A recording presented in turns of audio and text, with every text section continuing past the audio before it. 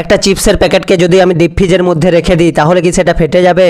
আর এই কথাটা আমি এই কারণেই বলছি, কারণ আমি দেখেছি পাহাড়ি অঞ্চলে চিপসের প্যাকেট অনেক বেশি ফোলা থাকে। তাই আমার মনে হয় সেখানকার ঠান্ডা ওয়েদার এর প্রধান কারণ। তাই আমি একটা চিপসের প্যাকেটকে ডিপ ফ্রিজের মধ্যে রেখে দিলাম। চিপসের প্যাকেটটার কোনো পরিবর্তন হয় কিনা সেটা জানার জন্য আমি এখানে বসে অপেক্ষা করতে লাগলাম। আর 2 ঘন্টা পর আমি দেখতে গেলাম চিপসের প্যাকেটটার কোনো পরিবর্তন হয়েছে কিনা। আমি দেখলাম চিপসের প্যাকেটটার কোনো পরিবর্তন হয়নি, যেমন ছিল তেমনই আছে। তাই আবার রেখে দিয়ে আমি অপেক্ষা করতে লাগলাম। তারপর আমি 4 ঘন্টা পর আবার দেখতে গেলাম চিপসের প্যাকেটটার কোনো পরিবর্তন হয়েছে কিনা। দেখো গাইজ, এখনো কোনো পরিবর্তন হয়নি। তাই আমি চিপসের প্যাকেটটাকে আবারও রেখে দিয়ে একটু রিসার্চ করে জানতে পারি যে পাহাড়ি অঞ্চলে বাতাসের চাপ কম থাকে আর চিপসের প্যাকেটে গ্যাসের চাপ বেশি থাকায় সেটা বেরিয়ে আসতে চাই, তাই চিপসের প্যাকেটটা ফুলে যায়। গাইজ, এবার আমি 8 ঘন্টা পর দেখতে যাচ্ছি চিপসের প্যাকেটটার কোনো পরিবর্তন হয়েছে কিনা। গাইজ, আর এই দেখো চিপসের প্যাকেটটা সব বাতাস বেরিয়ে গেছে আর চিপসের প্যাকেটটা আরো চিপসে গেছে। আর এটা কেন হলো সেটা জানার জন্য আমি রিসার্চ করি আর জানতে পারি ফ্রিজের ভিতরে চিপসের প্যাকেট রাখলে বাইরের আর্দ্রতা চিপসের প্যাকেটের ভিতরে যেতে চায় আর চিপসের প্যাকেটে থাকা চিপসগুলো ভিজে যায় আর প্যাকেটের স্থিতিস্থাপকতা কমে গেলে প্যাকেটটি ফেটে যেতে পারে।